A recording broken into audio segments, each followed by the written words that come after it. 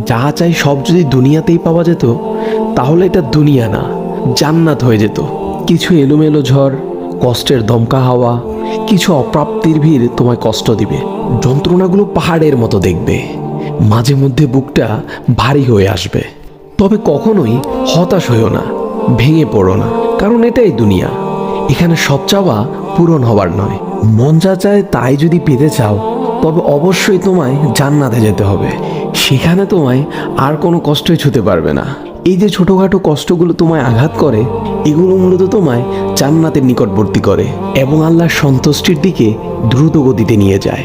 আর এখানে সুখ দুঃখ কোনোটিই স্থায়ী নয়।